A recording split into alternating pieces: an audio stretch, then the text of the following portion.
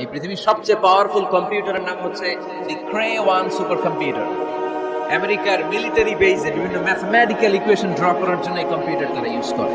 এরকম 10,000 super computer মিলিয়েও একটা human ব্রেইনের সমান হবে না। চিল্লায় পড়েন সুবহানাল্লাহ।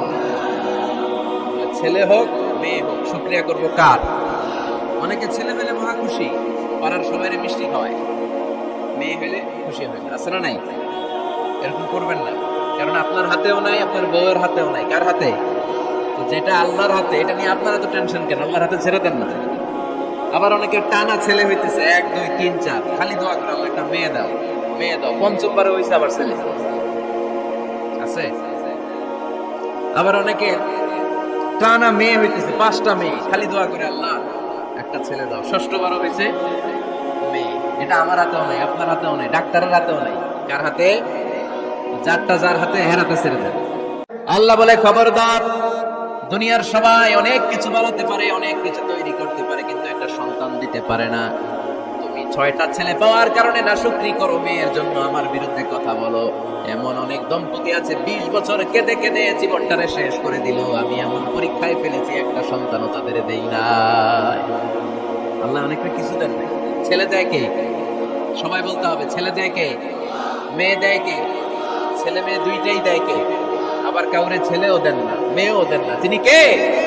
এজন্য তিনি বললেন ইয়াহাবু লিমান ইয়াশাউ ইনাসান ওয়া ইয়াহাবু লিমান ইয়াশাউ যুকুর আও ইউযাওwiজুহুম যুকরানান ওয়া ইনাসা ওয়া ইয়াজআলু মান ইয়াশাউ আকীমা ইন্নাহু আলীমুন কাদির। পড়েন সুবহানাল্লাহ।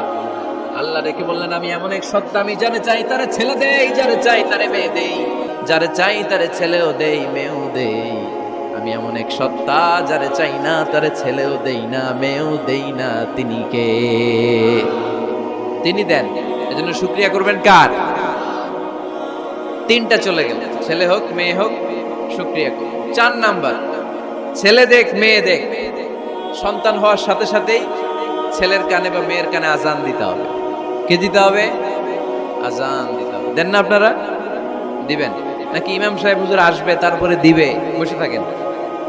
খতিব সাহেব হুজুর না আসলে তার আজান দেওয়া যাবে না, বড় হুজুর না আসলে তার দেওয়া যাবে না, এরকম না। মুসনাদে আহমদ ইবনে হাম্বলের হাদিস, ফাতেমা রাদিয়াল্লাহু তাআলা আনহার প্রথম সন্তান ইমাম হাসান রাদিয়াল্লাহু তাআলা আনহু, আল্লাহ রাসূলের নাতি ইমাম হাসান যখন জন্মগ্রহণ করলো, বিশ্বনবী নিজে এসে হাসানকে কোলে নিয়ে হাসানের কানের সামনে আজান দিয়েছেন।